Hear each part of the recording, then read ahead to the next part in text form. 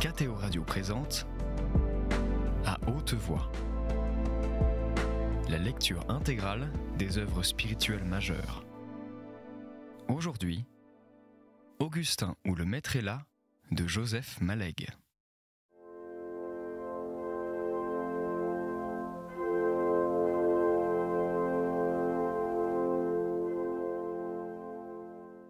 Les intellectuels ne remplissent guère que par l'imagination les formes trop spacieuses de la vie. C'est ainsi que Balzac était grand homme d'affaires, grand industriel, grand avoué et nabab. Que toutes ces choses existassent hors de lui et inatteignables, qu'importait à Augustin. Elles existaient.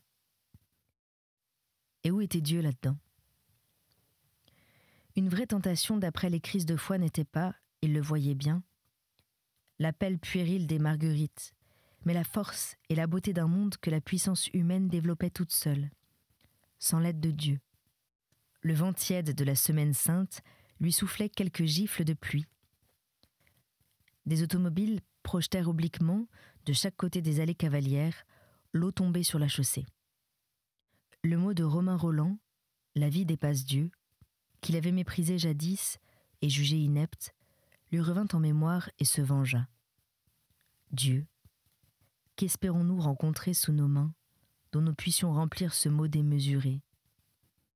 Nous y mettons de pauvres objets grêles, des vérités morales de sens commun, du mysticisme de couvent, rien de l'immensité des choses. Glaciale cause première, chassée des libres déterminismes humains, l'infinitude des sciences expérimentales et la riche complexité de l'action la dépassaient également. Il trouva qu'il avait avancé depuis la veille sur le chemin de l'agnosticisme. Dans le balancement habituel de ses pensées, l'impartial contradictoire se présenta à lui. Boutroux paraphrasait d'habitude en un sens anti-idéaliste ce vers de Goethe : « Tu crois que ce qui est, c'est ce que tu conçois. » Mais cette contradiction pendait, il le sentait bien dans le vide. Augustin se dit qu'il avait à peine le temps de rentrer, eut des désirs de taxi-auto.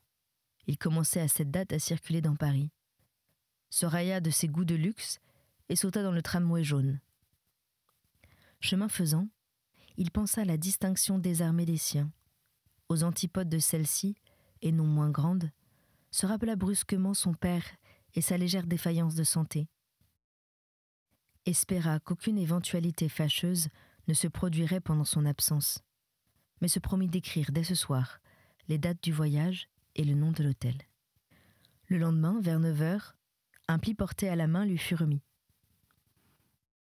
On y lisait, dactylographié, au-dessous d'un timbrage bancaire, « D'ordre de M. Henri Desgresses, nous avons l'honneur de vous faire parvenir un chèque en francs de... » Suivaient des chiffres, des numéros, des noms de banque.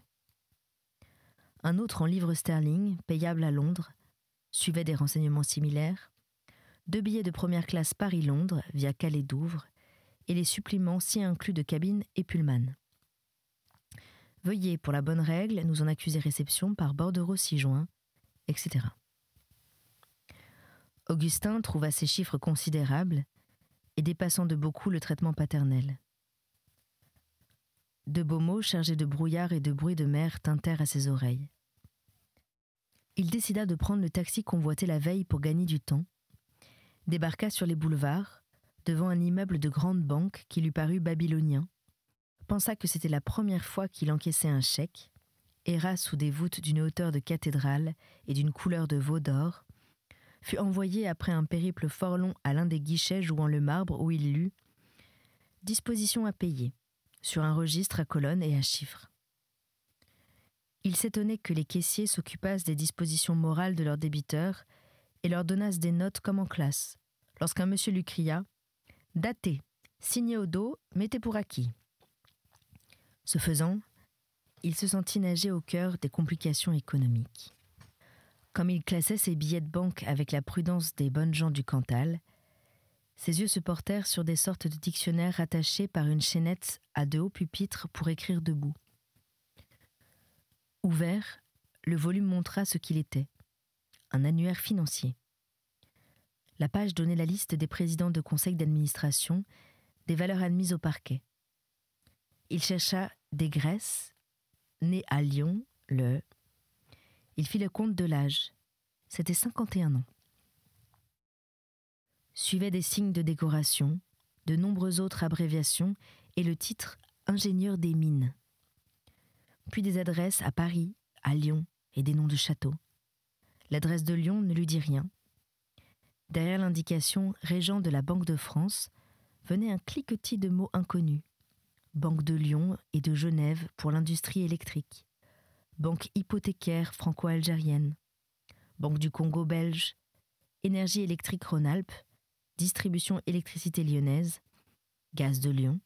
Énergie électrique Marseille-Nice et littoral. Produits chimiques et bauxite. Énergie électrique algérienne et coloniale. Autant de terrae incognitae. Y figuraient aussi des références à des conseils d'administration de 2 ou 3 très grandes banques, des charbonnages français, d'autres belges, des mines de cuivre du Congo belge, un des grands réseaux de chemins de fer français, et quelques autres où se lisaient des noms de ports et de territoires canadiens. Augustin ferma le livre et le mit en place. Il revit le froid et attentif visage si calme, l'air de fine autorité pesante, et aussi le regard concentré, triste et persistant dont il entourait Madame Desgraisses des Sablons. Il conclut que les annuaires financiers ne savaient, au fond, pas grand-chose. Quelques lettres aux enveloppes simplettes, de papier pauvre et bleu, de format dit commercial, partirent presque tous les soirs du Cantal, dans les premiers jours de l'absence. Les irrégularités postales firent qu'Augustin en reçut plusieurs à la fois. Il les lisait toutes au breakfast, dans la salle à manger du Savoie, d'où dégringolaient des terrasses devant son porridge, son jambon d'York, ses fruits de Californie, sa confiture d'orange, son haddock et ses œufs pochés. Sur les jardins du fastueux hôtel étagé jusqu'à l'Embankment, sur la large Tamise gonflée, sur les paysages industriels de la rive sud, les briques jaunes des bâtiments en faux gothique et la masse de Waterloo Station riait le délicat soleil de l'Angleterre. Au de face du Savoie, côté fleuve et côté Strand, glissait à bruit doux la vie du grand Londres impérial, d'un mécanisme huilé et somptueux. Les lettres étaient cette fois écrites par sa mère. Tout le monde allait bien, sauf papa, toujours souffrant. La préoccupation de ne pas effrayer les enfants, de représenter tout avec douceur, de ne pas assombrir le voyage, se fut peut-être montré dans ce texte, pour des yeux critiques et pessimistes.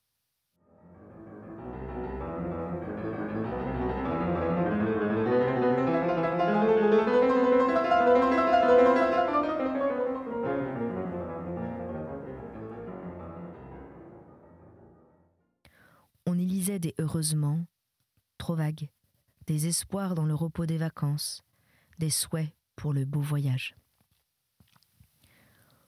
Augustin annonça qu'il partait dans les 3 jours pour Cambridge et Oxford, qu'il repasserait par Londres au retour et que l'hôtel ferait suivre toute la correspondance. Pour son père, il parlait des marbres Elgin, des déesses sereines et respirantes, couleur de miel. Il venait de leur porter ses prières. Il les aimait presque mieux en leur humble sous-verre, telles qu'elles pendirent longtemps au mur du cabinet paternel, pour leur commun amour. À Cambridge, dans le quadrangle d'entrée de King's College, vidé par les congés de Pâques, devant la façade latérale de la chapelle, et davantage sous les éventails de ses voûtes, Jacques changea d'idée. Pris de passion pour le gothique anglais, il désira faire la tournée des villes à cathédrales. Après Ely et Peterborough, on remonta vers Lincoln et Durham. On revint sur Oxford, Salisbury, Winchester. On vit Canterbury juste avant le retour, sans repasser par Londres. L'hôtel n'eut pas à faire suivre aux lettres le détail de ses déplacements, et les retourna sur Paris. Vers le début de la 2e semaine, les lettres bleues partirent du Cantal tous les jours. Même elles changèrent de tactique. Elles voyagèrent 2 par 2. L'une s'arrêta rue d'Ulm. L'autre s'enfuit jusqu'au Savoie, vit ce qu'elle put de Londres, du fond de son sac postal, dans les voitures écarlates du service de Sa Majesté. Rembarquée pour la France, elle revint trouver sa compagne, rue d'Ulm, sur la tablette du concierge derrière les vitres de l'étroite cage en verre. Une dépêche fit de même. Une seconde dépêche resta à Paris, ainsi qu'une troisième, partie le dimanche matin. Toutes trois accumulèrent l'une sur l'autre leurs petits messages dédaignés. Augustin rentra à Paris le dimanche, vers 9h30 du soir. La limousine déposa d'abord Jacques dans l'hôtel de la Grande Avenue. Il n'y avait personne. Monsieur Desgresses ne s'y trouvait pas. Ces dames restaient en Italie. Augustin ressentit une légère amputation de son bonheur. La voiture le ramena à travers le Paris de 10h du soir. Sa déception passée, il s'abandonnait aux visions qui, sortant de lui, débordaient sur les larges avenues nocturnes. Tout éclatait de promesses puissantes et confuses. Peut-être l'âme désignée pour les plus hautes richesses reposait-elle en cette enfance sérieuse et magnifique, d'une grâce qu'elle ignorait, qui tenait à la race et descendait plus profond que la personnalité. Celle-ci ne se l'était pas encore annexée. Elle flottait autour, comme en réserve, méconnue de ce moi d'enfant. Je voudrais qu'on m'expliquât pourquoi c'est beau. L'automobile fuyait sur un boulevard Saint-Germain désert où mordaient les bouches noires des rues latérales. Elle doubla 2 tramways, l'omnibus du Panthéon, enfila le nouveau boulevard Raspail. Mais là, le chauffeur se trompa, longea le Lutetia, tomba rue de Vaugirard, où un fardier le ralentit et le força de stopper devant l'Institut catholique. Il dut rouler lentement quelques minutes derrière le fardier. La lourde chapelle Louis XIV, d'une masse écrasée, déversa tous ses secrets administratifs et mystiques sur Augustin en plein rêve. Elle eut le temps de le baigner d'amertume et de rancœur, de le rendre au souvenir de la douloureuse nuit. Il s'agaça de l'enfantillage. Contre qui cette rancune ? Contre toute la masse de son ancienne vie pieuse, qui n'avait pas su le protéger ? Mais qu'est-ce que la vie de Dieu dans l'âme ? Si la Bible est le champ clos des lois historiques, l'âme est celui des lois psychologiques. Ni l'un ni l'autre n'atteint l'absolu. Aucune rancune contre l'inconnaissable, ni de rêverie parmi les brumes. Dans ces reflets d'émotions passées, pareils à des photographies de mortes, trop de douleurs se cachent. Augustin n'en remuerait pas volontiers le souvenir.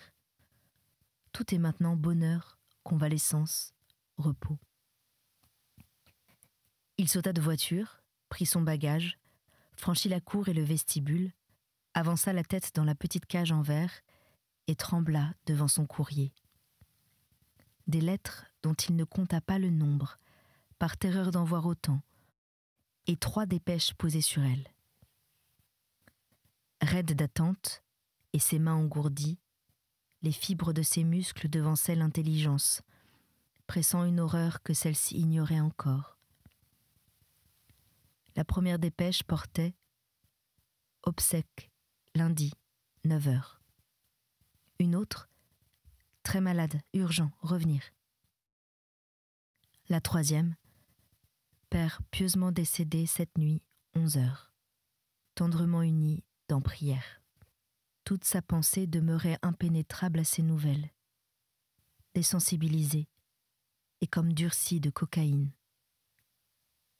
Le vestibule, le gaz qui tentait ainsi que d'habitude de monter l'escalier du directeur et s'arrêtait au tournant, la porte du parloir restait inaffectée, immobile, tout à fait comme à l'heure ordinaire, quoique pas très sûre de leur assiette, dans un paysage qui commençait de devenir tourbillonnant et vertigineux. 2 choses étaient en conflit dans son cœur. Le tissu des environnements, accoutumé, si naturel et si doux, et l'innommable horreur, qui, perçant son chemin à travers ces vieilles choses stables, devenait le réel, ne l'était pas encore. Aucune souffrance positive, rien qu'un coup à assommer, une sorte de suffocation, un temps mort. jusqu'à ce que montât enfin des profondeurs connexes du corps et de l'âme, souveraine et ravageante, l'onde de douleur qui avait impassiblement pris tout le temps nécessaire à se former. Augustin sentait une gêne intolérable, comme d'habits trop courts, d'un col sanglé et étranglant. Tandis que gonflait en lui une houle de cris sauvages, il devait se taire et ne pas crier. Ces lamentations de démence, qui sont justement une soupape contre la démence, défense de leur donner issue, ordre de les rejeter à l'intérieur. Rien de cela n'était public. Il serra les mâchoires, sentit contre ses tempes le mal qui faisait ses poings. Il fit un sourd petit bruit rauque, et ce fut tout. Un grand morceau de lui, cœur, poitrine, ne savait se détacher de son corps dans sa matérialité sanglante. Il en percevait la déchirure, baveuse, mal coupée. Il tendait des bras de fou vers ce qui s'arrachait ainsi, comme s'il pouvait l'empêcher de partir, le réajuster, refaire avec les morceaux l'unité de la vieille vie. C'étaient des cris si simples qu'il fallait réfréner, des clameurs presque amicales. Où donc avait-il déjà éprouvé, il y avait peu de jours, une sensation d'arrachement semblable? Mais où donc, grand Dieu? Des inquiétudes urgentes et vagues, des nodosités obscures, gonflaient sous l'horreur principale. L'une d'elles creva, déversa son contenu au beau milieu de tout le reste. Le train, il fallait prendre le train. Il se vit courir vers de grands globes blancs. Cependant, le chaos s'ordonnait. Il faut savoir exactement. Il manipula les dépêches avec des mains qui tremblaient, sentit revenir l'horreur et la folie, dont il maîtrisa les débuts d'une décision violente. Pieusement décédée cette nuit. C'était samedi, voyons. Non, vendredi. C'était avant-hier. Non. Elles n'ont rien écrit depuis. Mais si, elles ont écrit, mais c'est dimanche. Irrégularité des distributions uniques. Enterrement lundi. Ce fut ce mot d'enterrement que l'horreur choisit pour se faire traîner de nouveau en plein jour mat et blanc. Le mot le plus cru, le plus matériel, le goût de terre et de pluie, le vernis du cercueil et les cordes, son pauvre père là. La poussée fut telle qu'elle éventra les digues et se déversa dans les premiers sanglots qu'il eut encore sanglotés.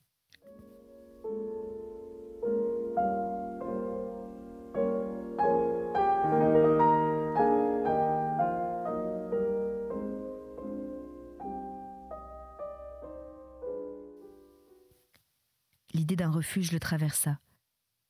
Le même coin du parloir où il avait pleuré sur les rideaux, dans l'enivrement de son ancien triomphe. Il y put crier à l'aise, taper du pied, pleurer longuement sous la vieille poussière. Le souvenir du chemin de fer lui sauta à la gorge. 10h15, il fallait partir. L'heure de l'express de nuit, il n'en savait rien. Il courait sa chance. L'argent, le reste du chèque français était là, heureusement. Gratitude. Sentiment d'une grâce matérielle, comme un cadeau du ciel, dans la naïveté d'autrefois. Ou donc déjà cette chance d'avoir trouvé de l'argent à point nommé dans sa poche? Le restaurant, VV, dérision et honte. Il traîna sa douleur chez le surveillant général, froidement. Chance qu'il fût là. Chance aussi que dans le parloir fût restée la valise. Pas à passer au dortoir, essuyer des apitoiements. Il y a du pyramidon dans la valise. Augustin s'installa dans l'obscur coin brun d'un compartiment de 3e classe, fraternel comme une vieille chambre. De doux pullman horribles ricanaient dans ses tout proches souvenirs. Peu de voyageurs. Le flot de Pâques avait cessé. D'ailleurs, il coulait en sens inverse. En fin de vacances, les courants de rentrée confluent vers Paris. Le remuement des sacs et des valises s'était apaisé assez vite.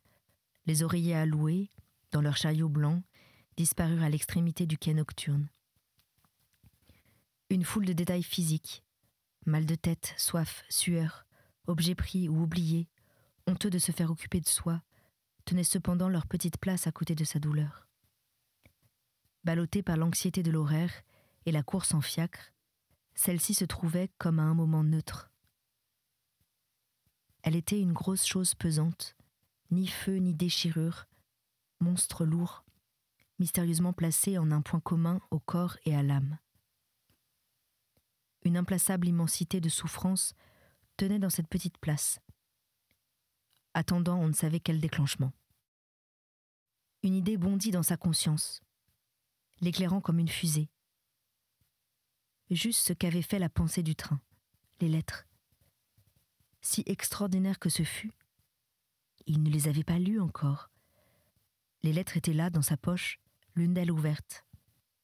Comment ouverte et quand ?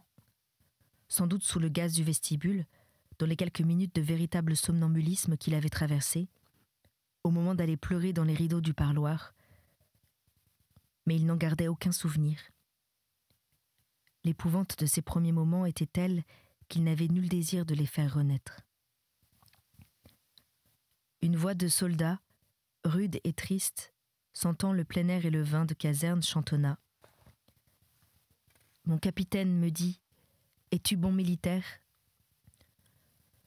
Le train passa les immédiates banlieues, prit la demi-vitesse qui avait si longtemps signifié la libération des voyages, et tentait de la signifier encore, mêlée aux frais de la nuit. Mon fusil à la main, je me défendrai bien. Augustin se leva exaspéré, et s'en fut occupé au fond du couloir, près de l'accordéon des passages, un petit coin sous la veilleuse, dans le voisinage des cabinets à demi ouverts et pleins d'eau. Là, il lut les pauvres lettres lugubres.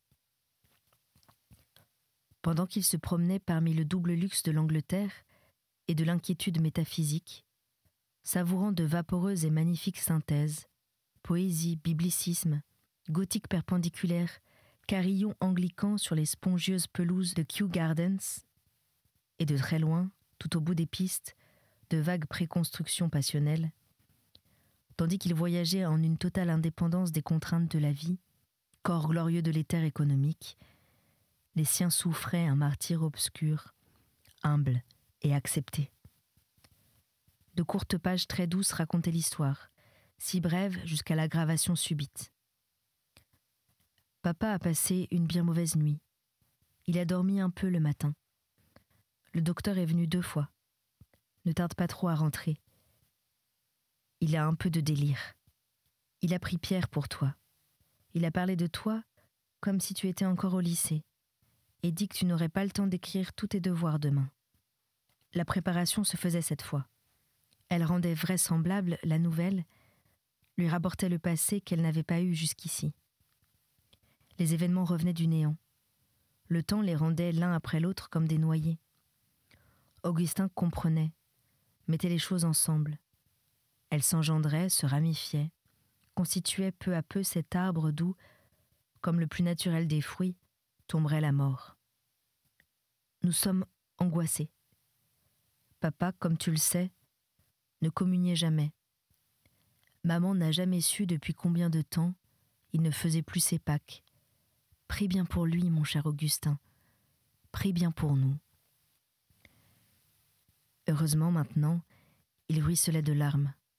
Il se mouchait, toussait, éternuait dans ses sanglots sans témoin, au coin du wagon brun ocre.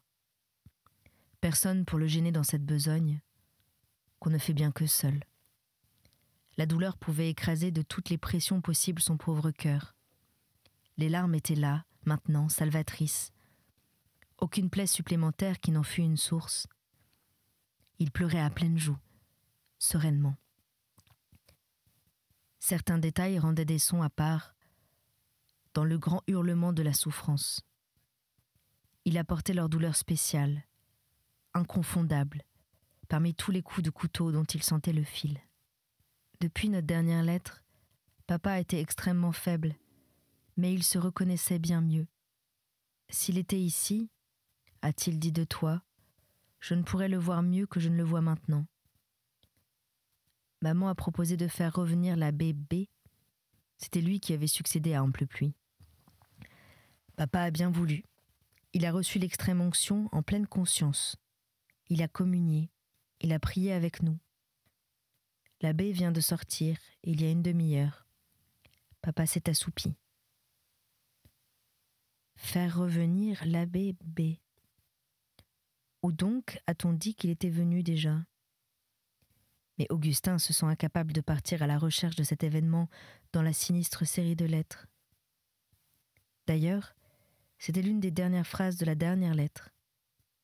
Elle venait juste avant les prières et les détresses terminales. Écrit le vendredi soir, c'était bien cela. Et puis, la dépêche, décédé pieusement cette nuit, 11h. Il lui semblait avoir atteint provisoirement le fond de ce chaudron de souffrance. La pensée ne lui venait pas que c'était un palier entre deux tournants, et qu'il aurait besoin, au cours des prochains jours, de bien d'autres paliers semblables. Il se croyait parvenu à une sorte de paix désespérée. Un précaire équilibre commençait maintenant de s'établir entre le réel modifiable et l'inadaptation de ses désirs. Le niveau de ceux-ci baissait, d'un glissement doux, sans pression, ni bouillonnement, ni rupture de pente. Il n'était plus de désirs, mais de simples évocations, des cris devant des images. Il ne voulait plus, il se rappelait seulement. De violents souvenirs venaient de tous les passés où s'était trouvé son père, avant les années de fatigue et de semi-vieillesse, le temps des thèmes latins, les voyages au lycée, plus loin encore, les matinées de neige, de catéchisme et de chocolat. Et puis d'autres moments aussi, de ce présent savoureux qu'est l'enfance, ce que les adultes, faute d'autres mots, appellent sa fraîcheur. Tous les souvenirs religieux faisaient corps avec eux, s'y trouvaient associés, acceptés. Tout se fondait dans l'ingénuité de la foi d'une adolescence frêle et pleine de Dieu. Il tendait les bras vers ce double passé. C'était À haute voix, une émission de KTO Radio. Aujourd'hui, Augustin ou le maître est là de Joseph Malègue. Lecture, Anne-Céline Pellarini. Captation et réalisation, Aymeric Plouinec et Thibaut Dagalier.